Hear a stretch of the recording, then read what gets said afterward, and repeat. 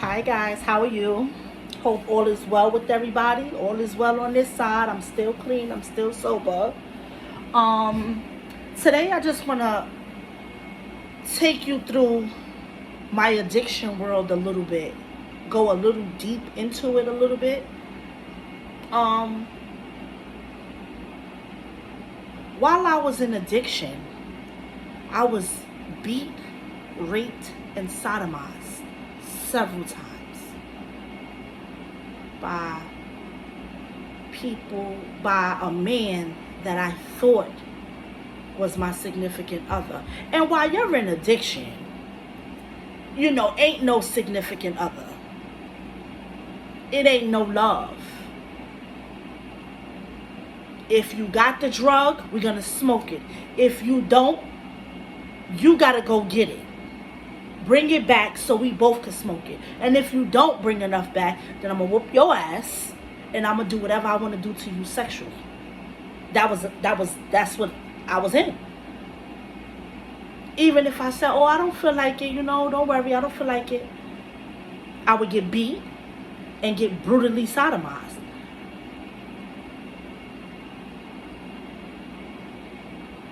I didn't know how to deal with that.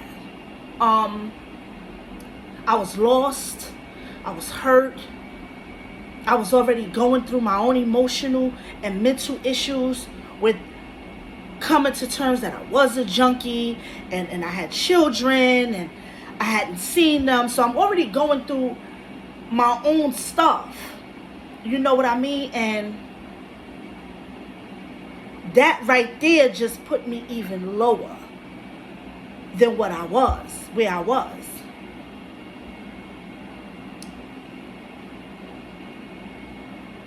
I made all types of excuses to why he was doing this to me. Oh, maybe if you wasn't a crackhead, Sherelle, this wouldn't be happening to you. Maybe if you wouldn't have agreed to be his woman, this wouldn't be happening to you. This is probably how he controlled his women. That wasn't my fault. Nobody asks to get sodomized. Nobody asks to get raped. And for a while, it took me to even talk. It took me a while to even get to a point where I can talk about these things. My first 2 years of in recovery, I would hold this stuff bottled in because I was ashamed. It wasn't until my psychiatrist was telling me that you're not the first one. And sadly, you won't be the last one. She taught me how to take my pain and my hurt. She taught me how to verbalize it. She taught me how to share it because it's happening to people. And some people don't know how to deal with it, talk about it, heal from it. It takes work. It takes work. Y'all, sometimes my vagina will be so sore and so big, and oh my God, I will be walking like if, oh man, it's just hard to explain. And I still get goosebumps telling my story of being raped while in addiction because it's real. It happens. I am a survivor. And if anybody's going through that out there, if anybody knows somebody that's going through that, take your time with them. Take your time with them. Please. You don't know what it's like to be laying already on a naked floor, ain't bathed in months, maybe a year, and you got all kinds of different semen in you, seeping out of you, and the man you love that loves you beats you and takes control over you sexually. Put it in every hole you can think of because of the lifestyle you're living.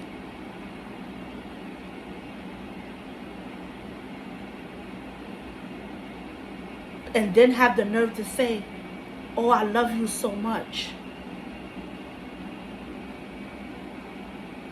And that's why it took me a long time to understand that a man, I used to think, let me backtrack. I used to think that if you didn't beat me, if you didn't call me all types of bitches and grab on my head, grab on my clothes, knock my teeth out, if you didn't do stuff like that, you ain't love and care about me. I was fucked up mentally. Mentally fucked up.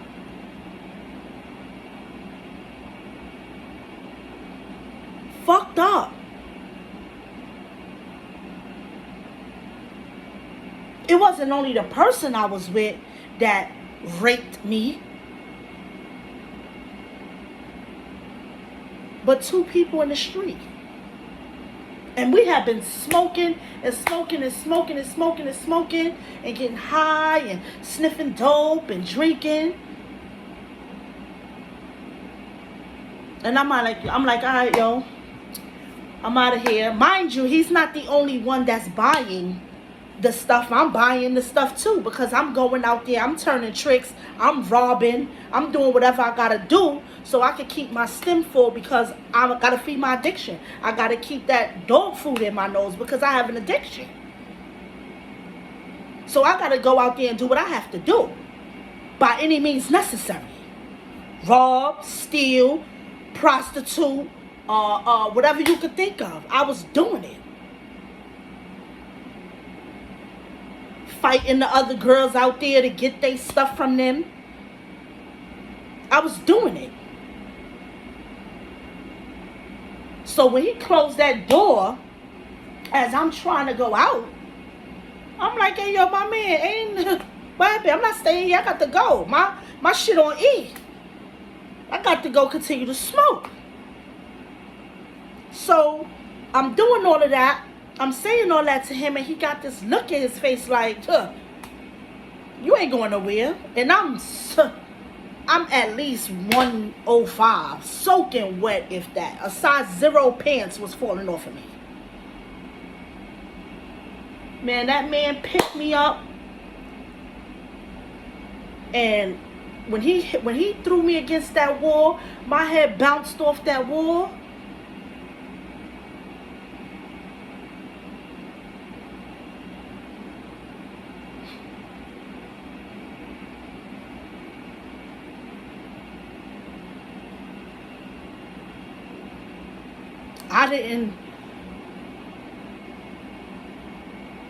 I'm like, man,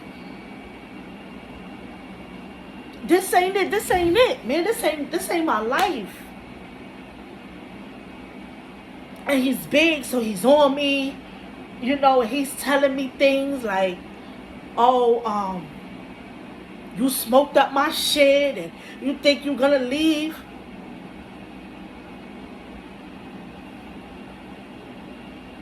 I couldn't fathom why all of this was happening to me.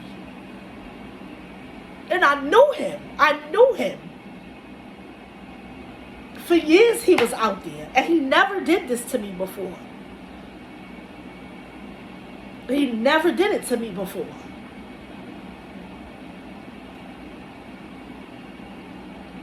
And to go through that, and know that you have to go through the same thing when you go to your home, an abandoned apartment, with your boyfriend, it's like, fuck, man. What the hell?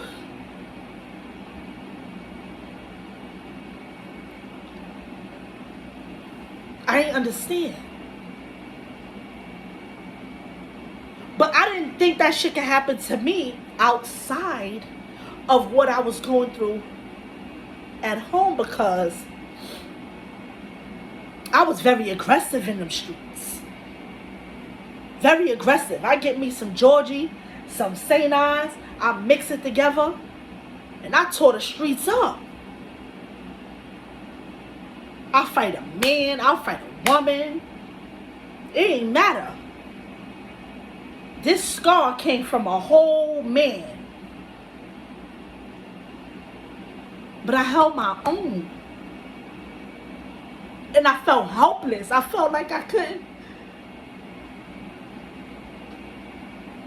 I just felt like I couldn't do nothing. I walked around for about 3 days, very angry.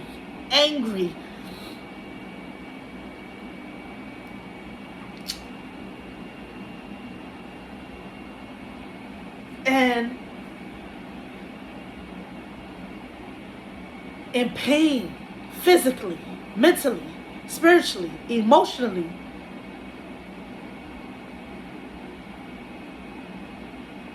Because I'm 20.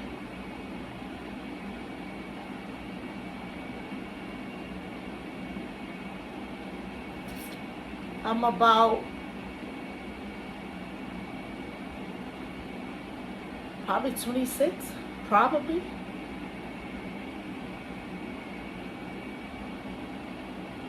Maybe. I know I'm in my 20s.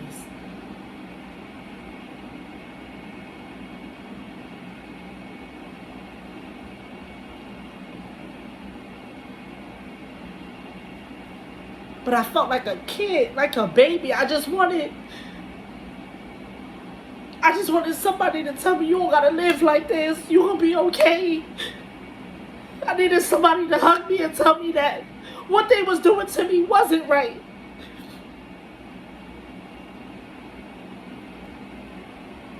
I needed somebody to tell me that drinking more, sniffing more, smoking more wasn't the answer. And I ain't have it. I ain't have it.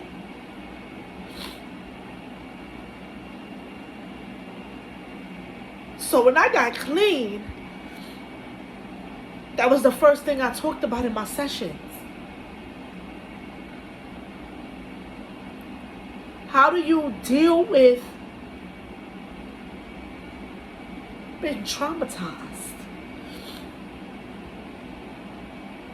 I told my psychiatrist, you're not going to read a book and tell me how to deal with my problems.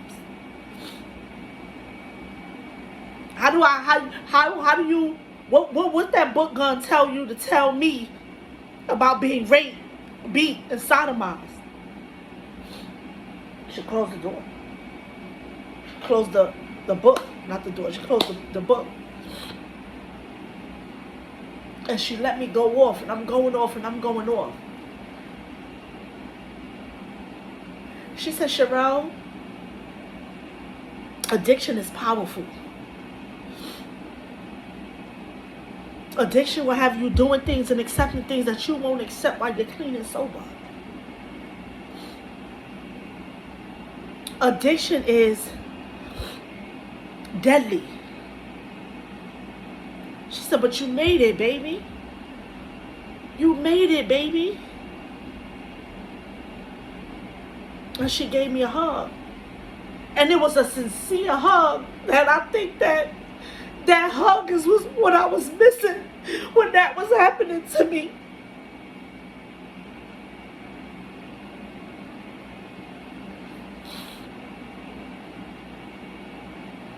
And she looked at me. And she was like, let me tell you something. I'm going to tell you what I know, not what this book tells me. I'm going to tell you what I know. And she was younger than me. She was an intern, actually. Like, I was her, maybe like her first or second patient. And she told me,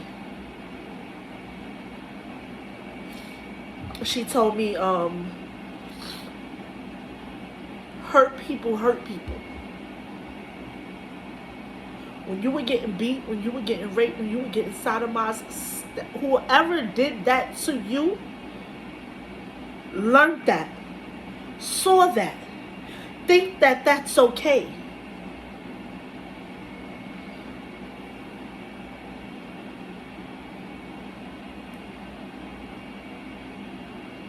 They don't just wake up and say, oh, I want to do this.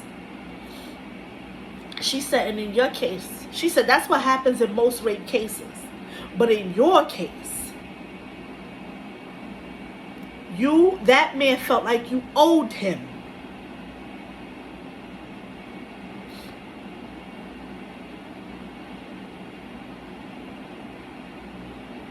She said that man felt like, which a lot of men feel, because the cocaine takes over. Some men get erections, some men don't. But some men do. Most men do. And I understood what she was trying to say without saying it actually. So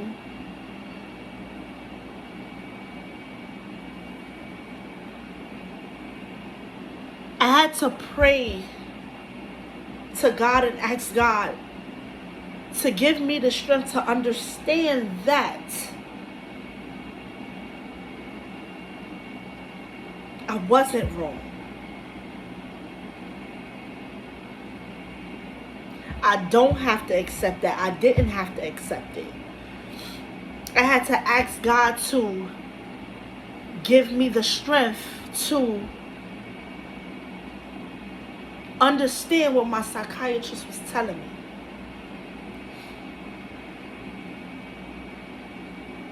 Because I'm not being funny. Now that I think about it, while I'm sitting here, not today, but period, like since I've been in recovery, that shit comes with the game. A nigga is feeding you his cocaine, you gotta do what you gotta do. Because he ain't giving it to you for no reason. That don't make it right. That don't make it right at all. But like I said before, I had my own as well. Like I was buying and giving him some, or whatever the case was. Not as much as he was, but I was. And I wasn't smoking as fast as he was because I had a dope habit. So I was sniffing dope.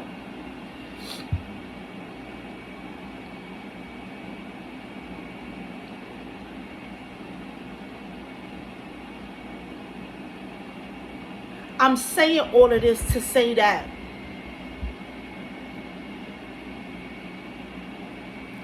I came to a point now where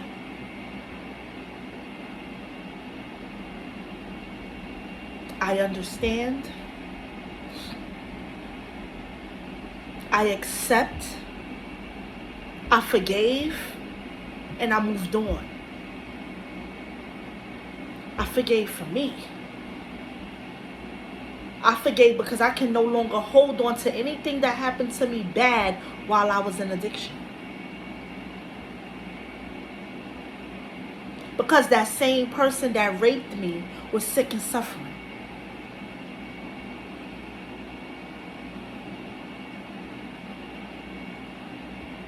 And a lot of people won't get this. But this is called growth. It's called growth. Yes, I cry when I tell the story because I still remember. Just because I forgave don't mean I don't remember. That pain hurt. Feeling like you was nobody hurt. I'm going to always speak with emotion. That doesn't make me weak.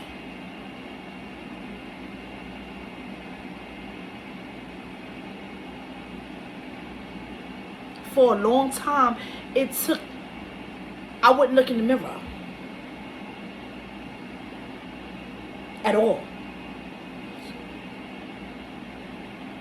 Until me and my psychiatrist did this mirror imaging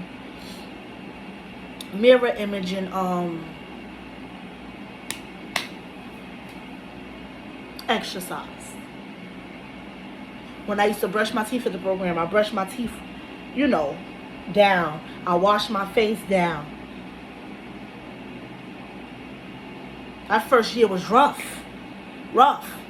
Because I had to remember, again, being raped, sodomized, sleeping with men for chump change. I had to get all of that out. I had to break myself down with my psychiatrist's help and rebuild back up. So I'm able to speak on things that happened to me. I'm able to tell people who are sick and suffering, who been raped, who, even if they weren't in an addiction, been raped, to let them know that it's not you. You are not to blame. People are sick. Sick. Growth is when you do understand that your psychiatrist says to you, hurt people, hurt people.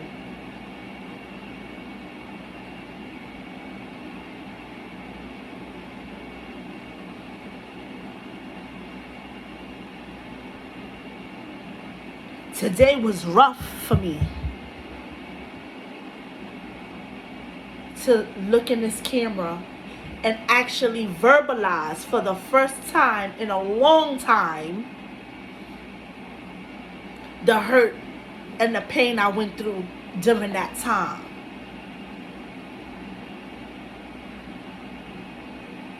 But I'm okay. I sleep well at night. I don't ask God, why me? Why did you make me go through those things like I used to before? I used to say, God, thank you for the strength to get me through those things that I went through. Thanking you for giving me the strength to talk about it to help the next person. Y'all, I'm better today.